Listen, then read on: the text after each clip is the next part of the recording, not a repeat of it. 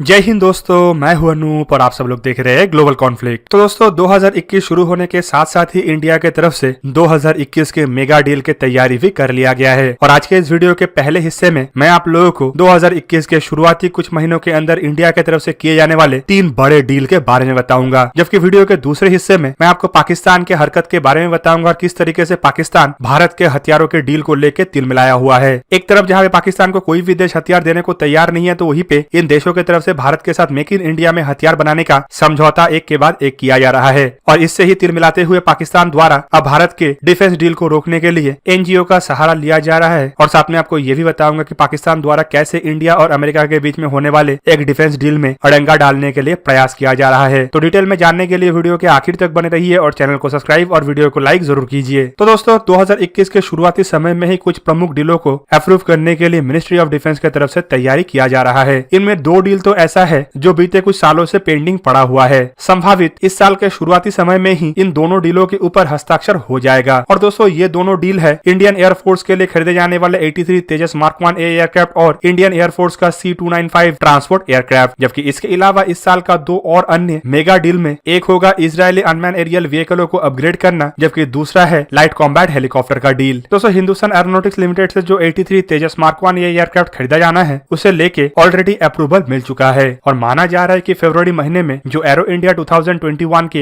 Air show है उसके दरमियान हिंदुस्तान एरोनॉटिक्स लिमिटेड और डिफेंस मिनिस्ट्री के बीच में इस डील के ऊपर हस्ताक्षर हो जाएगा। दूसरी तरफ C295 डील को लेके भी यही कहा जा रहा है। C295 डील के तहत इंडिया द्वारा एयरबस कंपनी से करीबन 56 ट्रांसपोर्ट एयरक्राफ्ट खरीदा जाना है, जिनमें से 40 एयरक्राफ्टों को इंडिया में ही प्राइवेट कंपनी के मदद से एयरबस द्वारा बनाया जाएगा। दोस्तों इस डील को भी बीते कुछ सालों से पेंडिंग रखा गया है, जबकि माना जा रहा है कि इसी साल के पहले कुछ महीने के दरमियान ही इसके ऊपर हस्ताक्षर हो जाएगा। जबकि इस डील को लेके ये भी कहा जा रहा है कि संभावित इसका संख्या आने वाले समय में बढ़ भी सकता है, क्योंकि इंडियन एयरफोर्स के अलावा कोस्ट गार्ड की तरफ से भी कुछ एयरक्राफ्ट खरीदा जाना है। इवन इंडियन एयरफोर्स के एवक्स एयरक्राफ्टों को भी मैन्युफैक्चर करने के लिए इन प्लेटफॉर्म के यूज के बारे में कई बार कहा जा चुका है। दोस्तों ये जो C295 एयरक्राफ्टों को खरीदने का बात कहा जा रहा है, ये असल में इंडियन एयरफोर्स में इस्तेमाल होने वाले एब्रो एयरक्राफ्टों को रिप्लेस करेगा। दोस्तों एब्रो एयरक्राफ्टों को इंडियन एयरफोर्स में 1961 से इस्तेमाल किया जा रहा है और इसका रिप्लेसमेंट की आवश्यकता बीते कई सालों से है। इंडियन एयरफोर्स के लिए एयरबस के स्पेन फैसिलिटी द्वारा ऐसा 16 एयरक्राफ्टों को बना के डायरेक्टली प्रोवाइड किया जाएगा, जबकि बाकी के एयरक्राफ्ट टाटा ग्रुप के मदद से बनाया जाएगा। दोस्तों आपके जानकारी के लिए यह भी बता दूं कि C295W एयरक्राफ्टों के मैक्सिमम पेलोड कैपेसिटी 9.25 टन है और ये इंडियन एयरफोर्स के बाकी एयरक्राफ्टों के साथ ऑपरेट करेगा। और साथ में इन एयरक्राफ्टों को लेके ये भी कहा जा रहा है कि ये छोटे रनवे पे लैंड और छोटे रनवे से टेक ऑफ भी कर सकता है। इसका मतलब इन एयरक्राफ्टों को C-130 और C-17 जैसे एयरक्राफ्टों के साथ इंडिया के हाई ऑल्टीट्यूड में बने हुए एयर स्ट्रिप के ऊपर इस्तेमाल किया जा सकता है। जबकि इन एयरक्राफ्टों को लेके ये भी कहा जाता है कि ये एक तरीके का मल्टी रोल एयरक्राफ्ट है, मतलब इसे कई सारे रोल में इस्तेमाल किया जा सकता है। जैसे इंडिया के AN-32 एयरक्राफ्टों को बॉम्बर की तरह भी इस्तेमाल किया जाता है, वैसे ही इन एयरक्राफ्टों को लेके भी कहा जा रहा है कि इन्हें एवेक्स एयरक्राफ्ट, एरियल रिफ्यूलर और बॉम्बर में भी तब्दील किया जा सकता है। दोस्तों इन डीलों के अलावा एक जो सबसे प्रमुख और डील है वो है लाइट कॉम्बैट हेलीकॉप्टर का डील। आप सब लोगों को पता ही होगा कि इंडियन एयरफोर्स के पहले 2 लाइट कॉम्बैट हेलीकॉप्टर को ऑलरेडी पिछले साल ही लिमिटेड क्षमता के साथ लाइन ऑफ एक्चुअल कंट्रोल के नजदीक डिप्लॉय कर दिया गया है। जबकि पिछले साल ये भी घोषणा किया गया कि इंडियन एयरफोर्स और आर्मी के लिए तुरंत 25 लाइट कॉम्बैट हेलीकॉप्टर के निर्माण करना शुरू कर दिया गया है। पर दोस्तों अगर इंडियन एयरफोर्स और आर्मी का बेसिक प्लान को देखें तो करीबन 162 हेलीकॉप्टरों के परचेस करना है, जिनमें से दोस्तों एयरफोर्स के लिए करीबन 97 और आर्मी के लिए 65 यूनिट होगा।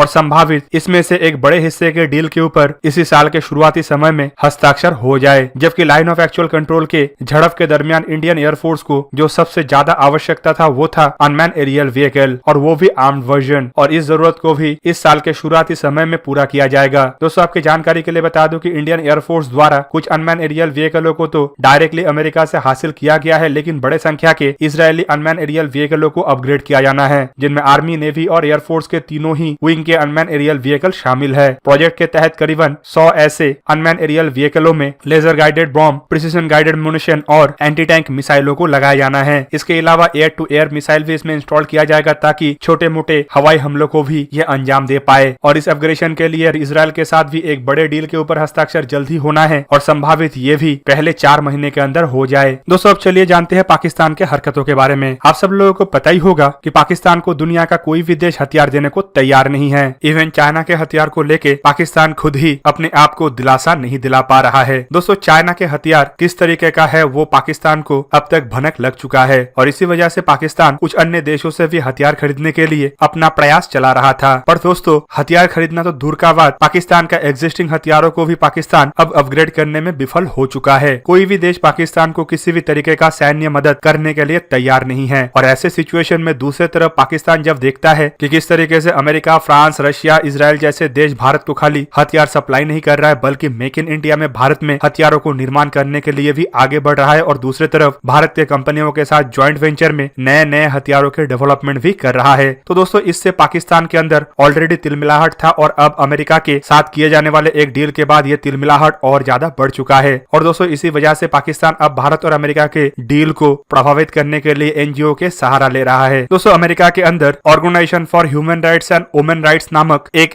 एनजीओ है जिसके प्रेसिडेंट बेवर्ली हिल की तरफ से हाल ही में यूएस प्रेसिडेंट कैंडिडेट और न्यूली इलेक्टेड कांग्रेस के रिप्रेजेंटेटिव को कुछ खत लिखा गया। दोस्तों इस खत में एक तरीके से देखे तो पाकिस्तान के प्रोपेगेंडा भरा हुआ था। खत के जरिए बेवर्ली हिल की तरफ से ये दर्शाने का कोशिश किया गया कि अमेरिका भारत को ऑटोमेटिक असॉल्ट राइफल सप्लाई ना करे क्योंकि भारत इसका इस्तेमाल कश्मीर के अंदर कर सकता है। दोस्तों आपके जानकारी के लिए बता दूं कि इंडिया और अमेरिका के बीच में 72,000 6 सूरी असॉल्ट राइफलों को लेकर एक डील हो चुका है जिनमें से 10,000 असॉल्ट राइफलों के डिलीवरी प्रेसिडेंट ट्रम्प के कार्यकाल के दरमियान भारत को सप्लाई भी किया जा चुका है, जबकि बाकी के बचे हथियारों के सप्लाई को रोकने के लिए पाकिस्तान प्रभावित इस ऑर्गेनाइजेशन की तरफ से रोकने के लिए प्रयास चलाया जा रहा है। दोस्तों आपकी जानकारी के लिए बता दूं कि भारत द्वारा 72,000 इन राइफलों को खरीदने के बाद और एडिशनल 72,000 ऐसा ही राइफल खरीदने के लिए पिछले साल के जून महीने में एक बार बात उठाया गया था। और दोस्तों पाकिस्तान को लग रहा है कि डोनाल्ड ट्रंप के हटने के बाद जब जो बाइडेन के गवर्नमेंट बनेगा तो पाकिस्तान अपने प्रयासों में सफल हो सकता है और भारत और अमेरिका के डिफेंस डीलों को रद्द करने का प्रयास कर सकता है। पर अगर पाकिस्तान की तरफ से ये सोचा जा रहा है और लॉबिंग करते हुए इस तरीके का काम करने का प्रयास किया जा रहा है तो मेरा मानना ये है कि ये पाकिस्तान का सिर्फ खामख्याली है और पाकिस्तान इससे सिर्फ अपने पैसे का ही बर्बादी कर रहा है। अपने टूटता हुआ इकोनॉमी को इससे पाकिस्तान और ज्यादा प्रभावित कर रहा है क्योंकि आने वाले समय में खाली ये डील संपूर्ण नहीं होगा बल्कि भारत और अमेरिका के बीच में कई और महत्वपूर्ण डील भी होगा, चाहे डोनाल्ड ट्रंप के गवर्नमेंट हो या फिर जो बाइडेन का। भारत और अमेरिका अब स्ट्रेटेजिक पार्टनर बन चुके हैं और दोनों देश खाली अब हथियारों के डील में लिप्त नहीं है बल्कि कई सारे महत्वपूर्ण ऑर्गेनाइजेशन में भी दोनों देश भागीदारी कर रहा है और दोनों देश मिलकर हथियारों के ऊपर रिसर्च एंड डेवलपमेंट भी कर रहा है। दोस्तों आपके जानकारी के लिए बता दूं कि अमेरिका भारत को कई सारे अन्य हथियार देने के लिए भी तैयारी कर रहा है जिनमें unmanned aerial vehicle, helicopter, fighter aircraft और एयरक्राफ्टों से लॉन्च किए जाने वाले मिसाइल के अलावा surface to air missile, torpedo और रडार सिस्टम भी शामिल है। और अमेरिका किसी भी तरीके से ये छोटे मोटे ऑर्गेनाइजेशन के दबाव में नहीं आएगा क्योंकि इससे खाली अमेरिका को असॉल्ट राइफल के डील में मुश्किल नहीं आएगा बल्कि आने वाले समय में अमेरिका के हाथ से कई बिलियन डॉलर के डील निकल सकता है। और वहीं पे दूसरे तरफ इससे भारत को कभी भी कोई नुकसान इसीलिए भी नहीं होगा क्योंकि अगर अमेरिका की तरफ से भारत को हथियार नहीं दिया जाता है तो भारत इसे अन्य मार्ग से भी खरीद सकता है जैसे कि इजराइल और फ्रांस। और पाकिस्तान इस तरीके का कोई भी कार्रवाई इजराइल या फ्रांस के जैसे देशों के साथ नहीं कर सकेगा क्योंकि वहां पे ऐसे लॉबिंग का ना ही कोई वजूद है और ना ही पाकिस्तान ऐसा लॉबिंग उन देशों में कर पाएगा। तो दोस्तों ये था आज का वीडियो। अगर आपको वीडियो अच्छा लगा तो इसे लाइक कीजिए और मेरे चैनल को सब्सक्राइब कीजिए और साथ में बना हुआ बेल आइकन को प्रेस कर दीजिए ताकि आप मेरा वीडियो देख पाए सबसे पहले। जय हिंद।